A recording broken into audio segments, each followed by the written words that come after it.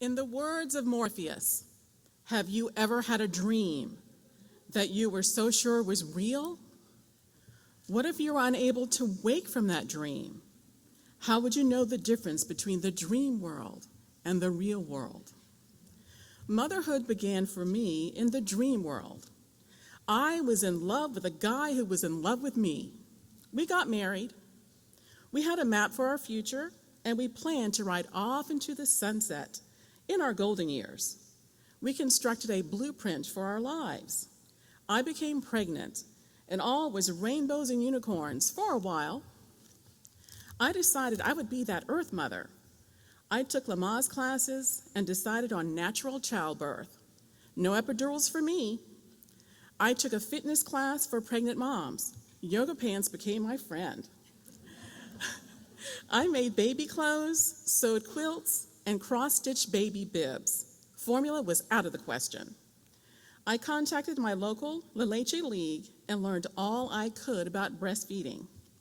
When my child was ready to eat, I would be making all of her baby food. I bought a book called Baby Let's Eat and memorized just about every single recipe for homemade baby food. All was well. I was floating along on the happy clouds of the blue pill. Suddenly, there was a glitch in the matrix. I was in love with a guy who loved me, or so I thought. In reality, he was in love with the idea of being in love. He found another and left in my 5th month of pregnancy. I was suddenly forced to swallow the red pill and was purged from my happy matrix. I tumbled down the rabbit hole and entered my own desert of the real. Alone and bewildered, I knew I had to find the strength to manage. The stress was overwhelming, and consequently I went into labor early. And my lovely baby was born at exactly 7 months. She only weighed 6 pounds, 4 ounces, and she fit in the palm of my hand. My doctors did not expect a good outcome that early, so they prepared me for the worst. Unable to breathe, they said. Lots of developmental delays, they said. I went into labor, and standing next to me, surrounding a clear incubation unit, were 6 members of the neonatal team waiting, with their masks on and gloved hands up in the air. I did not have a rainbow left to stand on. On my own, I had been entering the matrix and visiting the oracle for quite some time. I had asked God for a miracle many times over. I had been praying and talking to God to let me have a healthy baby. Just let her breathe and let her be normal and give me the strength to raise her on my own. Help me to be the one to influence her life in the right way. Finally, the doctor said the head was out. Then we all heard a sound that filled the entire room. My lovely baby was screaming at the top of her lungs. She was breathing on her own. Suddenly, I was a child of Zion, and I was not afraid. My daughter was perfect in every way, just very tiny. Once we were home, I became that Earth mom. I breastfed with no issues and made all of her baby food. It was not easy being just the one, a single parent, but I made it through all the fragrant diapers and sleepless nights. She grew and caught up with other toddlers of her age. The first day of nursery school was traumatic. I bet the nursery staff has never seen again the amount of crying and hysteria as that first morning when I dropped her off. My daughter was the calm one. I was the hysterical one.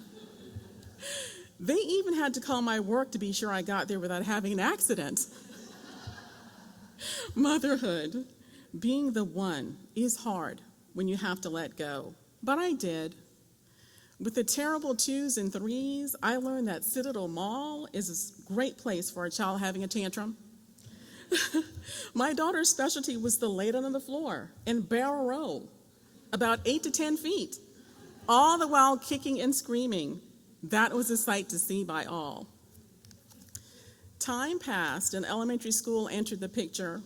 I was a room mother, attended PTA meetings, and went on field trips.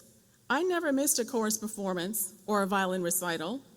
It was the same for middle school. I supported my child in every possible way. She got good grades and she studied hard. I wanted my daughter to have the best advantage when it was time for her to venture out in the world. I remained the one. I felt I had to do double the work since I was the only parent. I also wanted her to make good choices when she was out in the world and with friends. For the most part, she did, until that day in middle school when she decided to play motorcycle. What's motorcycle? Well, that's the same question I asked the school nurse when she called me. She explained that it was a lunchtime game.